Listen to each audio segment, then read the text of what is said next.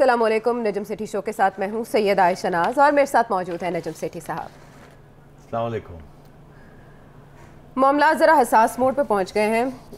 वो ख़त जिसको बुनियाद बनाकर इमरान खान साहब इस वक्त एक नैरेटिव शेप कर रहे हैं कि उनकी हुकूमत को गिराने के लिए कोई आलमी साजिश हुई है और उसका मोहरा पाकिस्तान में PDM या अपोजिशन भी है। अब उसको लेके अपोजिशन लीडर्स डिमांड कर रहे थे कि उस सिक्योरिटी कमेटी जिसका रेफरेंस भी दिया गया डेप्यूटी स्पीकर की रूलिंग में, उस सिक्योरिटी कमेटी में जो अस्करी मेंबरान थे उनको अब सामने आके अपनी पोजीशन वाज़े करनी होगी।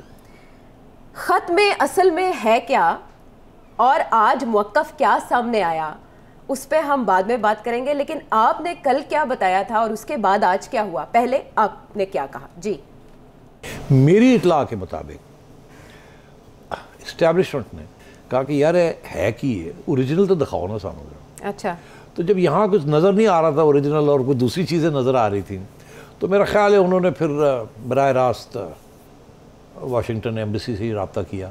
मैंने आज इशारा तो किया ना कि वहाँ एक और भी साहब बैठे हुए थे, मैंने इशारा तो बिल्कुल ऐसे, और आपने कहा वक्त आने पे वो आ जाएगा, इसका मतलब है वक्त आएगा कि ये सब कुछ खुले। तो उन्होंने आगे से कहा है जो मेरी इतला के मुताबिक कि ऐसी तो कोई बात इतनी ख़तरनाक तो कोई थ्रेट शेट कोई नहीं थी, बस पे मामूली बातें हुई हैं। तो सेठी साहब, सिक्योरिटी एजेंसी के एक ऑफिशियल ने अपना नाम जाहिर न करने की शर्त पर रॉयटर्स को ये बताया है कि पाकिस्तानी एजेंसी को ऐसे कोई शवाहिद नहीं मिले जो वज़ीर-ए-आज़म के दावे की तस्दीक करते हों। कमोबेश यही बात जो आपने कल बता दी।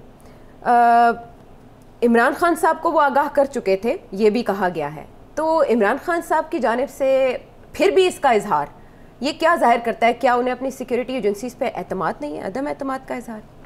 नहीं, खान साहब झूठ बोल रहे हैं पहले दिन से, और उनकी हमेशा ये कोशिश रही है कि किसी तरीके के साथ अपनी सिक्योरिटी एजेंसीज का सहारा लिया जाए और दिखाया जाए कि हम एक ही सफ़े पे हैं और वो हमारे साथ खड़े हैं, ताकि ये पैगाम चला जाए कि हम कहीं जा नहीं रहे क्योंकि वो हमारे साथ खड़े हैं। सिक्योरिटी एजेंसीज और नेशनल सिक्योरिटी इस्टेब्लिशमेंट का ये मौक़िफ़ है कि हम अब किसी के साथ नहीं खड़े रहे, हम हट गए हैं पीछे। आप जाने और आपका काम जाने और अपोजिशन जाने और अपोजिशन का काम जाने और आइन जाने और अदालतें जाने, हम पीछे हैं। अब हमें मुलव्वस ना किया जाए। अब खान साहब ने, इमरान खान ने एक कमेटी है नेशनल सिक्योरिटी काउंसिल, जिसके अंदर वैसे मैंने कल जिक्र किया था, उसके अंदर DGI, army chief, chairman joint chiefs of staff और 2 air force cheap and navy chief सारे बैठे होते हैं, मगर बाकी सारे सिविलियंस होते हैं, काबीना के लोग होते हैं और एक आध एडवाइज़र शेजर भी होंगे, होते हैं इनमें सिविलियंस जो गवर्नमेंट के लोग होते हैं। वहाँ ये सारी डिस्कशन हुई, मगर मेरी इतला के मुताबिक और मेरी ब्रीफिंग आप समझें कि उसी तरीके से हुई है जैसे अब आज पता चला कि रॉयटर्स न्यूज़ एजेंसी ने, उनकी भी किसी ने ब्रीफिंग की है कि जी अब वो नाम नहीं लिया जा सकता बिकॉज वो मेरा ख्याल है वो इनडायरेक्टली सारी बातें होती हैं, बिकॉज जब वो सामने आएंगे तो वो फिर बराह रास्त सामने आएंगे फिर ये। मगर अभी ये है कि सिचुएशन ऐसी बनी हुई है कि जो प्राइम मिनिस्टर साहब कह रहे हैं वो गलत कह रहे हैं, और सिक्योरिटी के इदारे, नेशनल सिक्योरिटी इस्टेब्लिशमेंट वाले उनको ओपनली कॉन्ट्रडिक्ट नहीं करना चाहते, मगर पैगाम ये दे रहे हैं कि ये जो बात कह रहे हैं ऐसे नहीं हुई, दरअसल कोई साजिश नहीं है, कोई इस किस्म की बात नहीं है। इसीलिए मैंने पहले कहा था कि जनरल बाजवा ने एक सिक्योरिटी सेमिनार के अंदर बड़ी खुल के वाज़े तौर पे ये बात कही कि हम और हमारे और तल्लुकात अमेरिका के अच्छे और भी अच्छे होने चाहिए। हम समझते हैं कि हमें इस वक्त सबके साथ अच्छे तल्लुकात होने चाहिए, और उन्होंने तो बिल्कुल इस किस्म की कोई बात ही नहीं की हमें कोई धमकी मिल रही है, ये इस किस्म की कोई बात है। वो तो चाहते हैं अच्छे तल्लुकात और भी बेहतर हों। तो अब बात यह है कि इशारा तो वही हो गया था, ये मैं कह रहा हूँ, मगर अब आज अपोजिशन ने भी ये डिमांड की है कि सिक्योरिटी वाले जो हैं वो बाहर आएँ और आके बताएं, या हमें बताएं या आवाम को बताएं या सुप्रीम कोर्ट के आगे जाके बताएं कि क्या हुआ, आपके सामने क्या रखा गया था, आपका क्या मौक़िफ़ था, आप क्या समझते हैं, कोई थ्रेट है या नहीं है, कोई साजिश है या नहीं है, अब आप क्यों चुप हैं, आप बोलें। हाँ, शहबाज शरीफ साहब ने आज पूछा, अस्करी क़यादत सामने आए और साजिश का बताया कि क्या हम गद्दार हैं, तो क्या उनकी तसल्ली तशफ़ी इस खबर से हो जाएगी? नहीं, मैं ये पूछ रहा हूँ आपसे कि शहबाज शरीफ साहब ने किस टाइम पे ये दोपहर आज बात कही? जी, आज दोपहर उन्होंने ये मुतालबा किया। कितने बजे को? 12 साढ़े 12 बजे? हाँ जी, 12 के बाद। 12 के बाद जी। और उसके बाद ये जो रॉयटर्स वाली खबर है ये कब आई है?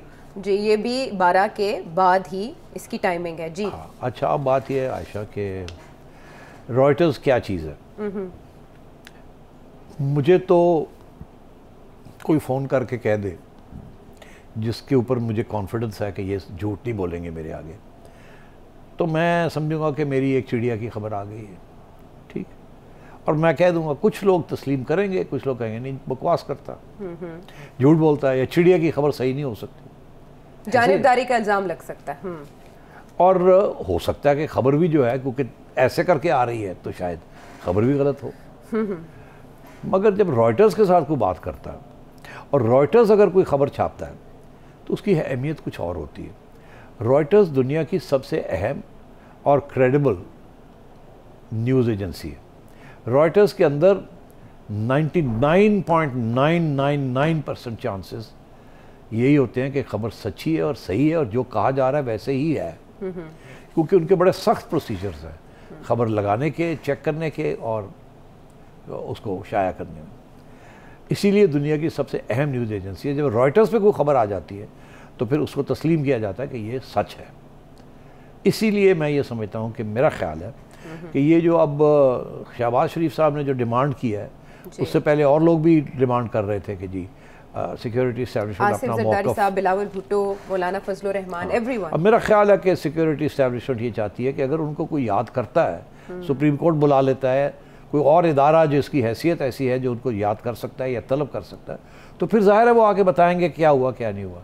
मगर ऑपोजिशन के कहने के साथ अगर वो इस किस्म की बात करते हैं बाहर आके, तो फिर ऐसे लगता है कि शायद वो न्यूट्रल नहीं रहे, क्योंकि वो कहते हैं हम नहीं कुछ करना चाहते। मगर क्योंकि इस वक्त प्रेशर इतना है और एक कॉन्स्टिट्यूशनल क्राइसिस चल रही है मुल्क के अंदर, तो सच को छुपाना भी जो है वो भी एक किस्म का जुर्म बन जाता है, जबकि इतना प्रेशर सिक्योरिटी एजेंसीज के ऊपर होता। तो इसलिए मैं समझता हूँ कि जो मुझे समझ आ रही है कि उन्होंने फिर रॉयटर्स जैसी एक न्यूज़ एजेंसी को बुला के किसी के ज़रिए ये खबर दिलवाई है और रॉयटर्स को ये कहा है कि ये बिल्कुल ऑथेंटिक बात है। रॉयटर्स ने अपनी चेकिंग की है। अच्छा। ये चेक करते हैं कि ये इसके अंदर जो हमें कहा जा रहा है ये सही है या नहीं। आयशा अगर आके मुझे मेरी ब्रीफिंग करती है, मैं रॉयटर्स का जर्नलिस्ट हूँ, और आप आके मुझे कहती तो मैं देखूँ आयशा की हैसियत क्या है। अगर मुझे पता चला कि आयशा जो है उसके ऊपर पत्ते वत्ते भी लगे हुए हैं मगर वो दिखाना नहीं चाह रहे अपने पत्ते, ठीक है ना, तो फिर मैं कहूँगा फिर बात तो फिर पक्की होगी ना ये। और अगर आयशा के पत्ते वत्ते नहीं लगे हुए और कोई और उठ के आके कहे कि जी वो किसी पत्ते वाले ने मुझे ये बताया है जिसके चांद वांद सितारे लगे हुए हैं, तो मैं कहूँगा यार ये तो पक्की बात तो नहीं है ना, ये तो कच्ची बात है। चार चांद लगा दिया आपने ये बात करके। अब बात यह है कि किसी ने जिम्मेदार शख्स ने सिक्योरिटी में उन्होंने रॉयटर्स को बुला के, दो जर्नलिस्ट हैं, एक भी नहीं दो को बुला के उनको बताया है कि देखिए ये सिचुएशन है, और अपनी मजबूरी भी तो बताई होगी कि हम ओपनली ये नहीं कह सकते। बिल्कुल ऐसे उन्होंने कहा है कि वो जाहिर अपनी शनाख्त जाहिर नहीं करना चाहते, लेकिन मगर जिन लोगों के साथ बात तो शनाख्त जाहिर कर दी ना कौन है, मगर वो क्योंकि जर्नलिस्ट है वो तो कभी नहीं बताएंगे, अपना सोर्स नहीं बताता, कभी नहीं बताते अपना सोर्स। तो इस तरीके से उन्होंने बात वाज़ेह कर दी है कि ये जो सारा इल्ज़ाम लगाया जा रहा है साजिश का, अमेरिका कह रहा रेजीम चेंज, ये सारा गलत है, ऐसी कोई बात है कोई नहीं। अब उन्होंने अपना मौक़िफ़ दे दिया। अब इसके बाद अब कोई गुंजाइश नहीं रह गई। मैं एग्ज़ाम्पल आपको देता हूँ। आज की एक बड़ी ज़िम्मेदार अखबार में एक स्टोरी लगी हुई है जो कि किसी और अखबार में मैंने नहीं देखी। वो स्टोरी ये लगी हुई है कि इलेक्शन कमीशन ऑफ पाकिस्तान का ये मौक़िफ़ है कि इलेक्शन 3 महीने में नहीं हो सकते, और उसमें बहुत से रीज़न्स दिए हैं कि ये पूरा नहीं है, ये पूरा नहीं है, ये नहीं है, ये नहीं है, कंस्टिट्यूंसी डिलिमिनेशन नहीं है, इतने करोड़ लोग और बढ़ गए हैं, ये उसका ये हुआ, और 3 महीने नहीं कम से कम 6 महीने हमें चाहिए। हाँ, लेकिन ट्विटर पे इलेक्शन कमीशन ने वाज़ेह किया कि उनके से बयान मंसूब किया गया गलत है। अच्छा, हाँ, ये नहीं कहा कि गलत है, उन्होंने कहा हमने कोई बयान नहीं दिया, ऐसा बयान नहीं दिया। देखिए दोनों बातों में फ़र्क है अच्छा, कि ये गलत है या हमने ऐसा बयान नहीं दिया। तो उन्होंने ये नहीं कहा कि ये गलत है, अच्छा, उन्होंने ये कहा है कि हमने कोई ऑफिशियल स्टेटमेंट नहीं दी। हुआ क्या, इस अखबार ने जब स्टोरी लगाई है तो ऐसे लगता है कि जैसे कोई ऑफिशियल ब्रीफिंग हुई है उसकी। दरअसल ऐसे ऑफिशियल ब्रीफिंग नहीं हुई। हुआ ये है कि जिससे जैसे ये रॉयटर्स वाली खबर चली है, इसी तरीके के साथ इस अखबार के जर्नलिस्ट ने अपनी इलेक्शन कमीशन के अंदर मोतबर के साथ, किसी ज़िम्मेदार शख्स के साथ बात की। अच्छा। उसने कहा जी बताया हो क्या रहा है। उसने कहा यार मुझे कोर्ट ना करना, अगर अंदर के हालात ये हैं और हम नहीं ये सारा काम नहीं कर सकते। ठीक है। उन्होंने पूरी बात बता दी है।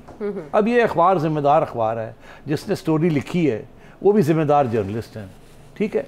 तो ये बिल्कुल वही केस है कि अगर आप वो इस्टेब्लिशमेंट कहती है हमने तो कुछ बयान दिया ही नहीं, इलेक्शन कमीशन कहती है हमने तो कोई बयान दिया नहीं, मगर दरअसल उन्होंने भी बयान दे दिया है एक जिम्मेदार सोर्स के जरिए, और इधर इलेक्शन कमीशन ने भी अपना मौक़िफ़ जो है एक जिम्मेदार सोर्स के लिए बता दिया है। तो दोनों चीज़ें इस्टेब्लिश हो गई हैं। कान विच गल पाती है नहीं, कान विच गल पाना तो काटे, बेसिकली दिस इज इट। आज अगर इमरान खान प्राइम मिनिस्टर जब नहीं होगा तो फिर ऑफिशियल स्टेटमेंट भी आ जाएंगे, ये भी मैं आपको कह दूं। अभी क्योंकि टेक्निकली वो he is the prime minister, तो ये इशू बन सकता है कि आपने ये क्यों किया, क्यों नहीं किया, ये किया, शो कॉज फलाना ढिंगड़ा, ये बातें हो सकती हैं। और वैसे भी कुछ इदारे होते हैं वो जो हकीकत होती है वो इजाज़त लिए बगैर या एक ऐसी सूरत हाल ना हो जिसमें ज़रूरत पड़ जाए, वो बेसिकली अपनी राय अपने पास रखते हैं उस वक्त तक जब ज़रूरत पड़ती है उसको। अब इस वक्त ऑफिशियली नहीं मगर अनऑफिशियली ये इशू चल रहा है कि जी एक हुकूमत बनी हुई है जो कि चैलेंज हुई है, एबनिशो चैलेंज हुई है, पहले से चैलेंज हुई है। कल अगर सुप्रीम कोर्ट ये कह देता है कि वो जो सब कुछ हुआ 3 अप्रैल को वो गलत था और वोट ऑफ नो कॉन्फिडेंस लेना पड़ेगा, तो प्रेसिडेंट साहब के भी सारा, प्राइम मिनिस्टर साहब का भी, ये जो नोटिफिकेशंस हो रही हैं कैबिनेट डिवीजन की भी, ये सब फारग हो जाएंगी, इनकी कोई हैसियत नहीं रहेगी, ये माइनस हो जाएगा। क्लॉक जो है वो पीछे चली जाएगी। ऐसे होगा कि ये चीज़ें हुई कोई नहीं है। तो इसलिए वो इस स्टेज पर ऐसी बात कर नहीं सकते, मगर हकीकत बयान कर सकते हैं इस तरीके के ज़रिए। तो मैं ये समझता हूँ कि अब हमें इलेक्शन कमीशन का मौक़िफ़ भी पता चल गया है और हमें इस्टेब्लिशमेंट का मौक़िफ़ भी पता चल गया है। अच्छा, और आपको कल परसों अदालत का मौक़िफ़ भी पता चल जाएगा। कल परसों तक बात जाने की कर रहे हैं आप, लेकिन जो खबर आई है इसका इमरान खान साहब के नैरेटिव पे क्या असर होगा? वो तो उसी को लेकर चल रहे हैं। हाँ, उनका नैरेटिव दिन ब दिन ख़त्म होता जा रहा है, दिन ब दिन उसके अंदर बहुत सी गैप्स निकल रहे हैं, दिन ब दिन उसके ऊपर शक कि बादल छा रहे हैं और दिन ब दिन वो कमज़ोर होता जा रहा है, यहाँ तक कि अब वो उनके लिए भी मुश्किल हो जाएगा, जबकि ये इस्टेब्लिशमेंट की तरफ से ये बात आ गई है। और इसको अब मैं तो इसीलिए पूछ रहा था कि शहबाज शरीफ साहब ने किस वक्त अपना डिमांड पेश की और उस वक्त किस वक्त रॉयटर्स को ये खबर कमोबेश एक सा वक्त है। तो ये समझिए आपके शहबाज शरीफ साहब का जो मुतालबा था वो पहुंच गया, वो पूरा हो गया, पहुंच गया और पूरा भी हो गया, उन्होंने आपको जवाब दे दिया। इससे ज़्यादा वो अभी जवाब नहीं दे सकते। सुप्रीम कोर्ट अगर उनको बुलाएगा तो वो जवाब दे देंगे, मगर अगर ऑपोजिशन ये कहेगी तो वो नहीं करेंगे, क्योंकि गवर्नमेंट करेगी तो वो भी नहीं करेंगे। अगर गवर्नमेंट उनको कहती है जी बयान दें आप कि जी ये ऐसे ही हुआ है जैसे हम कह रहे हैं, तो वो नहीं देंगे। आप कहेंगे जी आप बयान दें कि ऐसे नहीं हुआ, वो भी चुप है। जब सही इदारा उनको बुलाएगा तो फिर वो बात कर सकेंगे। और मैं ये समझता हूँ कि आज अगर गवर्नमेंट उनको कहती है कि आप हकीकत बयान करें, तो फिर एक ऑर्डर होगा, फिर वो झूठ नहीं बोलेंगे। इसीलिए गवर्नमेंट उनको नहीं कहेगी कि आप आके बताएं क्या हुआ क्या नहीं हुआ, अदालत कह सकती है। तो मैं ये समझता हूँ कि अब हालात बहुत आगे बढ़ गए हैं। इमरान खान साहब का जो बयानिया है वो स्वाय इनके यूथिए, तो उनके अलावा कोई नहीं उसके ऊपर यकीन कर रहा। और उसका आपने देख ही लिया, ये जो सर्वे हुआ है, एक गैलप का सर्वे हुआ है जिसमें कोई 60-65% पाकिस्तानी जो हैं वो समझते हैं कि ये कंस्पिरेसी थ्योरी सारी जाली है और ये वोट ऑफ नो कॉन्फिडेंस जो है ये इसलिए नहीं किया गया एक कंस्पिरेसी के तहत, एक साजिश के तहत। ये इसलिए किया गया कि हम तंग हैं, हम महंगाई से मारे जा रहे हैं और इसीलिए ये गवर्नमेंट को चेंज करना चाह रहे हैं और ये हमारी एक डिमांड है कि ये गवर्नमेंट चेंज हो ताकि हमारी कुछ ज़िंदगी फिर से बहाल हो। तो ये तो अब क्लियर हो गई बात कि इनका जो बयानिया है वो नहीं बिक रहा, वो सही वहीं बिक रहा है जहाँ इनके अपने लोग जो रह गए हैं वही उसको ख़रीदने के लिए तैयार हैं। और ज़्यादातर वो एक आध प्रोविंस में हैं, पंजाब में कम से कम ऐसे लोग हैं जो इनका बयानिया मानने के लिए तैयार हैं। केपी में हैं, ओके सिंध में नहीं है। आपने देखा कितने लोग सिंध में सबसे ज़्यादा जो यकीन नहीं करते इनके ऊपर, ठीक है। उसके बाद पंजाब है, सबसे ज़्यादा वो लोग जो यकीन करते हैं इनके बयानिए में वो केपी में है। वहाँ उनकी अपनी गवर्नमेंट भी है और वहाँ जाहिर है कि अभी बल्दियाती इंतखाब में भी हमने नताइज देखे, थोड़ा तो इसलिए वहाँ अभी भी इनका असर रसूख है। ठीक है, लेकिन बात क्या यही रुकेगी या आगे सुप्रीम कोर्ट की तरफ भी जाएगी? क्योंकि वहाँ सुप्रीम कोर्ट में बात की गई DGISI को बुलाने की और इन कैमरा ब्रीफिंग की भी कोई बात हुई, मुतालबा रखा गया वकला की जानिब से। तो दूसरी तरफ सुप्रीम कोर्ट ने यह करार दिया कि वो पॉलिसी मामलात या खारिजा पॉलिसी को नहीं देखने बैठे, वो एक आइनी नुक्ते पर ही बात करने बैठे हैं। कहाँ तक जाएगी बात, ब्रेक के बाद आएंगे, बात करेंगे।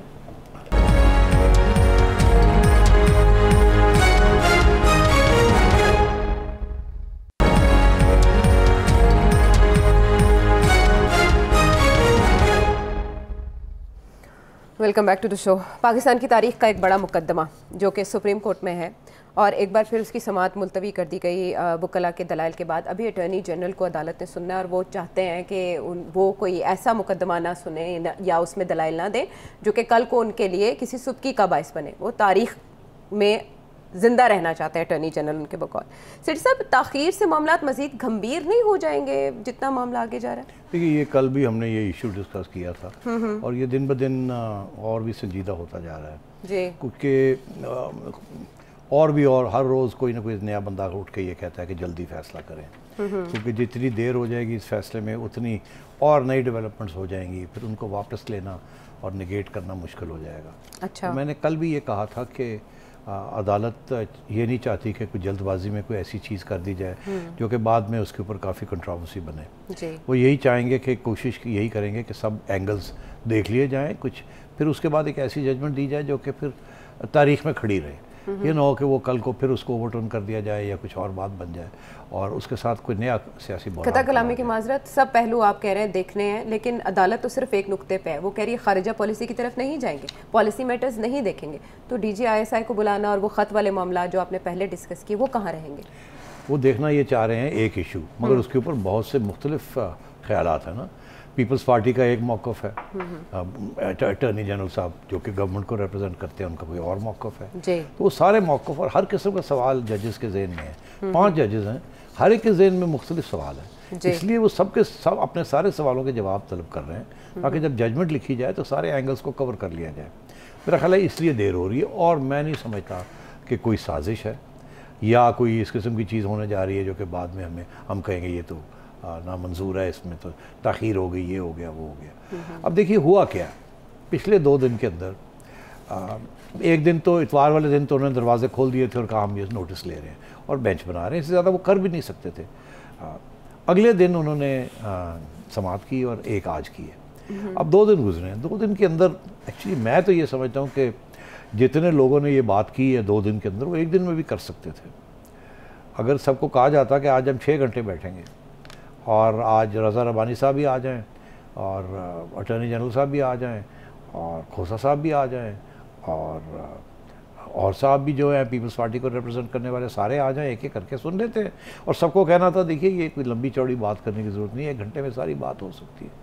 ऐसे किया अदालत ने पहले कितनी बातें कर ऐसे डे लॉन्ग कभी हुई प्रोसीडिंग्स नहीं, तो देखिए इमरजेंसी थी ना, एक बहुत बड़ा इशू बन चुका था और एक तरफ ये सुन रहे थे, दूसरी तरफ Imran Khan speaker, president, cabinet division वो एक फैसले करते जा रहे थे आगे और वो फैसले जो है वो फिर उसका प्रेशर पड़ जाता है सोसाइटी के ऊपर, सब पॉलिटिक्स के ऊपर, ब्यूरोक्रेसी के ऊपर, इस्टेब्लिशमेंट के ऊपर, सिक्योरिटी इदारों के ऊपर, आपके डिप्लोमेटिक रिलेशंस के ऊपर।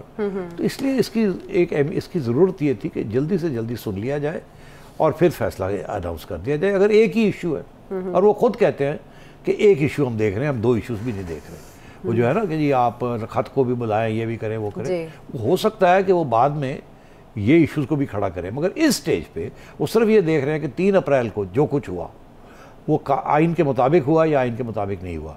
उसमें मेरा ख्याल है वो लीगल पॉइंट्स देखेंगे और फैक्चुअल पॉइंट्स जो हैं वो नहीं देखेंगे इस स्टेज पे। अच्छा। वो सिर्फ लीगल पॉइंट्स देखेंगे, क्योंकि अगर फैक्चुअल पॉइंट्स देखने तो फिर तो तफ्तीश पूरी करनी पड़ेगी। वो कहते हैं इस वक्त हम लीगल पॉइंट्स देखना चाह रहे हैं कि जो स्पीकर ने किया वो कर सकता था या नहीं कर सकता था। ठीक है, तो आप सूरत हाल के मेरा ख्याल है उन्होंने पहले ये कहा कि आज के दिन, पहले हमें ये कहा गया कि आज के दिन फैसला होगा, फिर आज कहा गया कि कल के दिन होगा, फिर वो अटॉर्नी जनरल साहब कह रहे हैं जी मुझे तो काफ़ी वक्त चाहिए, वो एक और दिन मांग रहे हैं। तो ये लगता है ऐसे है कि कल भी अभी वो रज़ा रबानी साहब की बातें तो हो गई हैं मगर एक आध रह गया अभी भी जी। और चाहें तो ये कल ख़त्म कर सकते हैं, सबको बात बुला के ख़त्म करके और फिर चले जाएं अपने चेम्बर्स में, वहाँ जाके डिस्कस कर लें और उसके बाद शाम को जिसने भी अपनी माइनॉरिटी जजमेंट देनी है तो माइनॉरिटी दे दें, जो मेजॉरिटी जजमेंट है वो करके मुख्तसर शॉर्ट ऑर्डर कर दें और उसके बाद लॉन्ग ऑर्डर्स बाद में आते रहेंगे जैसे भी हमेशा होता है इस किस्म की सूरत में, ताकि क्राइसिस जो है वो आगे रिजॉल्व हो जाए वन वे और दी अदर, और लॉन्ग ऑर्डर्स जस्टिफिकेशन वो बाद में आती जाएंगी।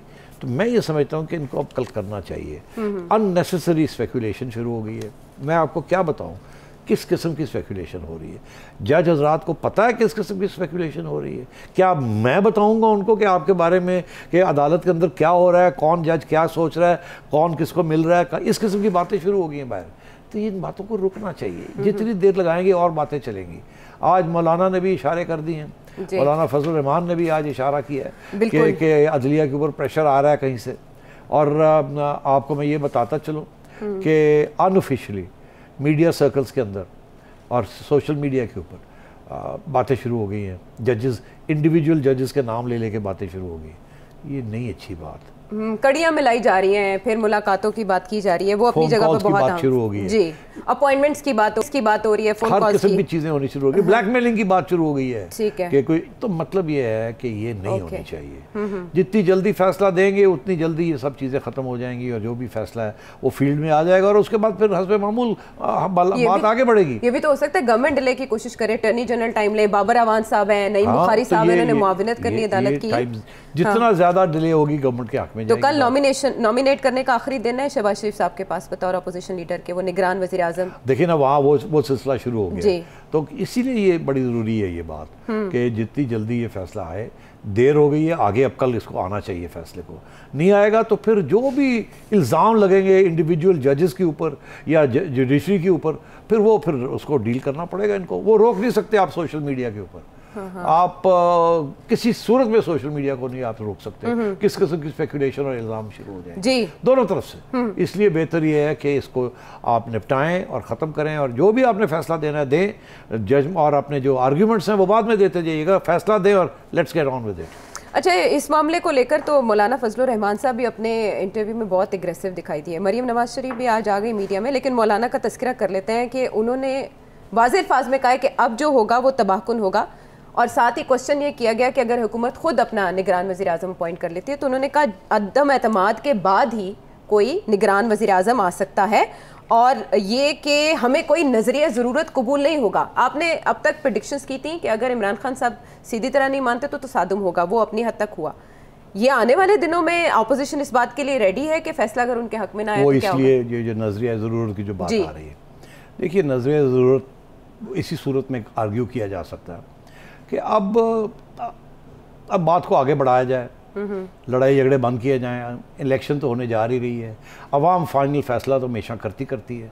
तो अब एक ज़माना था कि अपोजिशन कहती थी कि इमरान खान छुट्टी करे और इलेक्शन होने चाहिए। अब इमरान खान मान गया है इलेक्शन के लिए, तो चलें अब इस बात को गोल करते हैं और अब होता रहेगा, हम देखते जाएंगे इस केस में क्या हुआ क्या नहीं हुआ, मगर अब इलेक्शन 3 महीने के अंदर अंदर हो जाने चाहिए, किसी को इतराज़ नहीं होना। ये है लॉ ऑफ नेसेसिटी कि मगर इसको उन्होंने मुस्तरद कर दिया। उन्होंने कहा नहीं, ऐसे नहीं होगा। हमने एक कानूनी तौर पे एक चीज़ शुरू की है, 1 सेकंड लगता है उसको रिस्टोर करें आप, उसके बाद हम फैसला करेंगे कि इलेक्शन कब होनी और कब नहीं होनी। ये हमारा हक बनता है आइन के मुताबिक। तो अगर आपने आइनी फैसला करना है तो फिर आइन तो बड़ा क्लियर है। अटॉर्नी जनरल कह रहे थे 93 में अदालत ने 1 माह लिया था नवाज शरीफ साहब की गवर्नमेंट बहाल करने। अच्छा, 93 में तो जस्टिस नसीम हसन शाह थे चीफ जस्टिस, और उन्होंने 1 माह के अंदर अंदर ही प्रेसिडेंट साहब ने नवाज शरीफ साहब को डिसमिस किया था और अंडर 58(2)B, और उसके बाद सुप्रीम कोर्ट में अपील हुई और उन्होंने एक डेढ़ महीने के अंदर अंदर नवाज शरीफ साहब को रिस्टोर कर दिया। वो वापस प्राइम मिनिस्टर बन गए। फिर नवाज शरीफ साहब की और प्रेसिडेंट इसाक की आपस में लड़ाई शुरू हो गई। नवाज शरीफ साहब ने सोचा प्रेसिडेंट ने मुझे निकाला था, सुप्रीम कोर्ट ने मुझे रिस्टोर कर दिया, मैं प्रेसिडेंट की छुट्टी कराऊँ। लेकिन मोइन कुरैशी साहब आ गए थे ना। नहीं वो बात की बात है। भाई ठहर जाओ, तारीख मेरे से सुन लो प्लीज। सुनाए सेठी साहब, बहुत जरूरी है। नहीं तो आप जब रही हैं आप। वो ऐसे हुआ कि फिर गुलाम इसाक ने कहा मैं नहीं जाता, तुमने मुझे निकाल के देख लो। अच्छा, तो फिर लड़ाई झगड़ा शुरू हो गया, एक डेडलॉक हो गया। फिर ISI और army chief general Abdul Waheed और जनरल जावेद अशरफ काजी ये फिर हरकत में आ गए। ये नवाज शरीफ साहब के पास गए, उन्होंने कहा जी वो प्रेसिडेंट साहब फिर आपको निकालने के लिए तैयार हैं। आपको रिस्टोर कर दिया सुप्रीम कोर्ट ने, उनके पास पावर है, वो फिर निकाल देंगे आपको। तो आगे से जवाब मिला होगा तो फिर सुप्रीम कोर्ट मुझे रिस्टोर कर देगा। तो फिर ये जाएगी कहाँ बात। फिर उसके बाद वो चले गए प्रेसिडेंट साहब के पास कि सर आप इसको निकाल देते हैं, फिर वो फिर रिस्टोर कर देता, तो फिर उसके बाद फिर निकाल दूंगा। अच्छा, अब ये कॉन्स्टिट्यूशनल डेडलॉक बन गया ना, एक तरफ सुप्रीम कोर्ट और नवाज शरीफ, दूसरी तरफ और वही supreme commander of the armed forces. तो फिर उन्होंने ये सोचा कि दोनों के पास जाएं। उन्होंने कहा जी कि आप दोनों ही घर चले जाएं और कॉन्स्टिट्यूशनल क्राइसिस को ख़त्म करते हैं। तो उस वक्त ये हुआ आयशा के प्रेसिडेंट इसाक ने कहा पहले इसको खो जाए। अच्छा, तो ये इनके पास गए मियाँ साहब के पास, मियाँ साहब ने कहा पहले उसको खो जाए। बचगाना है ये फिर सर पकड़ के बैठ गए। फिर यही फैसला हुआ कि दोनों एक ही वक्त पे जाएंगे। फिर नवाज शरीफ साहब ने कहा मेरा एक और भी कंडीशन है कि मैं जाने से पहले आवाम को एक ख़िताब करूँगा। तो उन्होंने कहा चले कर ले। उसमें उन्होंने कहा मैं डिक्टेशन नहीं लूँगा, तो इसलिए मैं रिज़ाइन कर रहा हूँ। हाँ। मैं डिक्टेशन नहीं लूँगा तो मैं रिज़ाइन। उस वक्त से फिर मियाँ साहब जो हैं उनका जो रुख था सारा, पहले वो इस्टेब्लिशमेंट के बंदे थे, उसके बाद वो एंटी इस्टेब्लिशमेंट इसाक खान साहब इस्टेब्लिशमेंट के थे। फिर उन्होंने ये भी नाराज़ थे कि फ़ौज के लोगों ने आके उनको कहा आप जाएँ। उन्होंने कहा अच्छा बच्चों ठीक है, फिर देखी जाएगी। तो मतलब है इस किस्म की चीज़ें। फिर दोनों चले गए और उसके बाद एक अबूरी हुकूमत आ गई। मोइन कुरैशी साहब को बुला लिया गया, इम्पोर्ट कर लिया गया। 2-3 महीने वो रहे। उसके बाद इलेक्शंस हुए और उन इलेक्शंस में मोहतरमा बेनज़ीर भुट्टो साहिबा आ गई, जो जिस वक्त उन्होंने वापस किया सुप्रीम कोर्ट ने नवाज शरीफ को बहाल किया, तो वो जो एक अबूरी हुकूमत आई हुई थी उस वक्त, जो एक आती है उस वक्त, तो वो फिर उसके जो इकदाम थे वो सारे एब इनिशियो नल एंड वॉइड हो गए। ये पॉइंट एक्चुअली। तो वो उस वक्त फिर उन्होंने कहा जी कि जो कुछ मज़ारी साहब शेरबख्श मज़ारी शेरबाज मज़ारी साहब की हुकूमत थी अबूरी, उनको फिर उन्होंने कहा कि आपने जो इकदाम किए वो सारे null and void, go back. जब बैक आए तो फिर से धमकी आई, तो फिर ये हुआ। ओके, ये खेल इस तरह से तो चलता रहा। कंफ्यूजन हो जाती है ना बहुत। तो इसलिए ये कहा जा रहा है कि आप जल्दी करें, ये ना हो कि बहुत सी चीज़ें हो जाए और फिर वापस जाना पड़े और फिर ये हो लेकिन वज़ीर आज़म बहुत तेज़ी से पेशकदमी कर रहे हैं और बहुत तेज़ी से अपने प्लान पे इम्प्लीमेंट कर रहे हैं। नहीं मालूम कि इससे पहले जो उन्होंने इकदाम किया उसके लिए उन्होंने कितना होमवर्क किया। बहरहाल अब तेज़ी से ये प्रोसेस आगे बढ़ रहा है। निगरान वज़ीर आज़म के लिए नामजद करने का शहबाज शरीफ साहब इससे अभी तक इनकारी हैं। आगे चल के क्या होगा, इमरान खान साहब लाहौर क्या करने आए, पंजाब की सियासत किस नहज पे है, सेठी साहब से जानेंगे ब्रेक के बाद।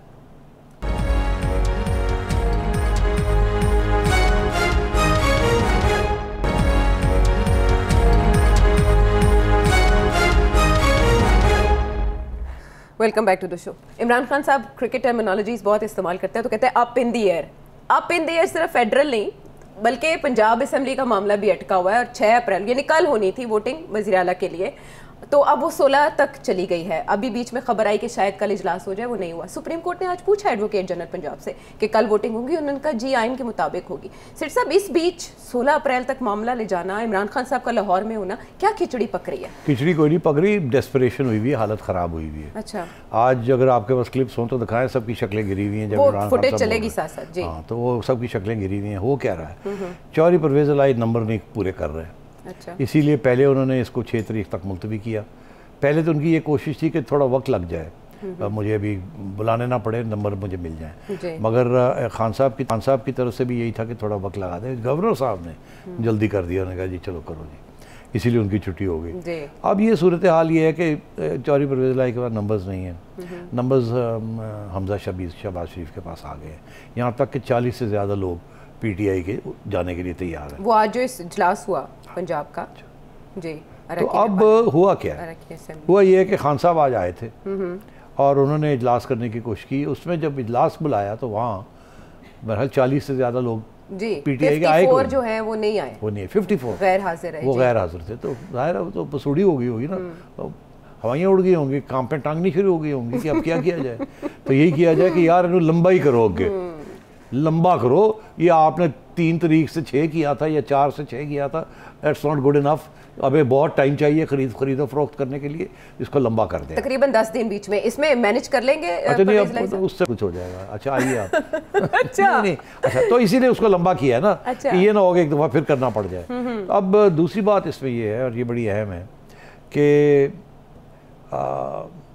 खान साहब अब वही हरकतें करने लग पड़े हैं जो कि लोगों को तनकीद जिसके ऊपर करते हैं, हॉर्स ट्रेडिंग, ये सब कुछ। जिस तरीके से उन्होंने गवर्नर को लगाया, जिस तरीके से ये सब कुछ किया, और आज उन्होंने सूरत हाल पंजाब की भी देख ली है कि पंजाब के अंदर भी उनकी जो फ़लसफ़ा है या कार्रवाई है वो पूरी नहीं हो रही, खाते पूरे नहीं हो रहे, और ये भी जा रही है हुकूमत उनसे। और पिच तो नहीं उखाड़ देंगे? अच्छा, ये बहुत इंपॉर्टेंट सवाल है आपका जी। उन्होंने वहाँ पिच उखाड़ दी, विकेटें खींची बाहर, गेंद जेब में डाला। पहले तो उसको स्क्रैच करके खेल रहे थे, वो जो आपको पता ना, वो उनके ऊपर पूरा तस्वीरें भी है और टेम्परिंग करने की। तो वो खैर आदत है टेम्परिंग करने की, वो अब टेम्पर कर रहे थे तो उधर तो करके देख लिया, वो भी अब देखेंगे, अंपायर ने देख लिया कि वो क्या रहा था, तो उसके भी जजमेंट आने वाली है। और यहाँ भी उन्होंने अब यही सोचा है कि कुछ इसी किस्म की हरकत की जाए, मगर यहाँ खौफ भी है कि ये ना हो कि वहाँ सख्ती के साथ सुप्रीम कोर्ट कोई ऐसा फैसला सुना दे कि यहाँ फिर लोग डर जाएंगे। इसीलिए बेहतर यह है कि मुलतवी कर दो, यहाँ वो स्पीकर वाला हरकत ना करने की कोशिश करें कि कोई इतनी ओपनली गैर आईनी बात करे जिसके साथ मसला बन जाए। अब आइए कि पंजाब इनके हाथ से गया, अच्छा, जिसमें कोई शक ही नहीं है, मगर अब अगले आज नहीं कल नहीं परसों सुप्रीम कोर्ट का फैसला आ जाएगा। और मैंने हर वकील से बात की है जिसकी कोई भी अहमियत है, मैंने हर किस्म के लोगों से बात की है। अच्छा, कि भाई एक फ्लेवर तो मिले, पता तो लगे लोग जो वकीला हजरात है वो क्या सोच रहे हैं। एक बंदा नहीं मुझे मिला जिसकी कोई हैसियत हो और इंडिपेंडेंट हो जिसने ये ना कहा हो कि ये तो ओपन एंड शट केस है, 2 मिनट में इसका फैसला होता है। अच्छा, तो ये सुप्रीम कोर्ट इतनी देर क्यों लगा रहा है? इसीलिए मैं ये फिर पब्लिक प्लेटफॉर्म से ये कह रहा हूँ कि इसके साथ शक शुबहात उभरते हैं, ज़रा ख्याल करना चाहिए जजेस को कि अपनी जगह आपकी सारी consideration and contemplation and discussion, मगर एक तकाजा भी है justice delayed is justice denied, और वो अब आना शुरू हो गया है ट्विटर के ऊपर, hashtag justice delayed is justice denied, ख्याल रखना चाहिए। तो मैं ये समझता हूँ कि खान साहब अब यहाँ भी कुछ इस किस्म के इकदाम ना करें जैसे उन्होंने वहाँ प्रेसिडेंट साहब के ज़रिए करवाए हैं, यहाँ गवर्नर साहब से कुछ ऐसे चीज़ें ना करनी शुरू करें जिसके साथ कोई मसला बन जाए। ये भी हो सकता है कि अभी इस वक्त एक चीफ मिनिस्टर फारग हुआ, रिज़ाइन कर गया है, और दूसरा चीफ मिनिस्टर बना नहीं है, मगर टेक्निकली स्पीकिंग वो चीफ मिनिस्टर अभी भी फील्ड में है। बुज़दार साहब अभी भी चीफ मिनिस्टर हैं जब तक नया चीफ मिनिस्टर बनता नहीं है, खलानी होती। अच्छा। वो रेजिग्नेशन एक्सेप्ट हो गया है, मगर जब तक नया चीफ मिनिस्टर आएगा नहीं, तो ये ऐन मुमकिन है कि गवर्नर जो है डिसॉल्व कर दे पंजाब असेंबली। ठीक है, अगर गवर्नर डिसॉल्व करता है तो फिर नए इलेक्शन करवाने पड़ेंगे। अगर गवर्नर डिसॉल्व करता है तो फिर नए इलेक्शन करने पड़ेंगे। हमजा शहबाज शरीफ नहीं चीफ मिनिस्टर बन सकेगा। तो जैसे उन्होंने वहाँ खुद डिसॉल्व करने की कोशिश की है, क्योंकि हालांकि वोट ऑफ नो कॉन्फ्रेंस चल रहा था ताकि खान साहब रह जाए इन द सीट, यहाँ भी कोशिश यही होगी या हो सकती है कि जी गवर्नर डिसॉल्व कर दे पंजाब असेंबली को ताकि बुज़दार साहब सीट में रहें, और चौधरी साहब और बुज़दार साहब फिर अबूरी हुकूमत जो है उसके अंदर उनका भी हाथ हो, जो इंटरिम गवर्नमेंट या केयर टेकर गवर्नमेंट बनने जा रही है। लेकिन सुप्रीम कोर्ट का फैसला इस पर भी असरअंदाज हो सकता है अगर कल कोई ऐसी जजमेंट आती है। आप कह रहे हैं उस्मान बुज़दार साहब वज़ीर आला पंजाब के तौर पे काम करें, लेकिन मरीम नवाज साहिबा ने तो कहा है कि फराह खान थी असल में पंजाब की वज़ीर आला। ये क्या चर्चा है सेठ साहब, समझ नहीं आए मुझे। आपको सब समझ है, आप नादान बन रही हैं, एम मेरे मुंह से कुछ खिलवाना चाहती हैं। चलाकियाँ ना करें आप मेहरबानी करके। आपने भी वो सारी तस्वीरें देख ली हैं इंटरनेट के ऊपर फराह की, जिसमें उनका एक हैंडबैग जो है वही पता नहीं 1 करोड़ कितने का है, और उनकी जो जूतियाँ हैं वही कोई 1.5-2 लाख रुपए की हैं, और जिस जहाज़ में वो बैठे हुए हैं पता नहीं वो किसका जहाज़ है। अब मैं नाम नहीं लूँगा, आप भी ना नाम लें तो बेहतर है। जिसका भी जहाज़ है और वो उड़ के चली गई हैं, और आज ट्विटर के ऊपर कंफर्मेशन भी आ गई है कि वो she is flown the coop. और मेरा ख्याल है और भी लोग, उनके मियाँ भी हैं, वो भी निकल गए हैं, वो अमेरिका चले गए हैं, वो दुबई चली गई हैं, and so on and so fourth. और भी लोग अभी भागने वाले हैं। मैं आपको बता दूं, मानेका फैमिली जो है इस वक्त जो सारे करप्शन चार्जेस हैं वो मानेका फैमिली और फराह के ऊपर हैं as frontman of the first lady. ये इल्ज़ाम लगेंगे। खान साहब ने पहले ही इसका इंतज़ाम किया हुआ है। उन्होंने कहा कि मेरे फराह के ऊपर भी इल्ज़ाम लगेंगे और मेरी अहलिया के ऊपर भी लगेंगे। उनको मेरा ख्याल है पता था क्या हो रहा है। उसकी वजह यह है कि ये भी अब हमें पता चल गया कि एक ज़माने में कुछ अर्सा पहले, जो इससे पहले DG ISI थे, वो गए थे खान साहब के पास, उन्होंने जाके कहा था कि पंजाब में ये हो रहा है और ये आप देख लीजिए कि कौन क्या कर रहा है। और खान साहब ने आगे से कहा था आप मेरे ज़ाती मामलात के अंदर मुदाखलत मत करें, मेहरबानी करके जाएं। और फिर खान साहब ने जाके उनको तब्दील कर दिया था। बड़े कुछ आगे आने वाला है।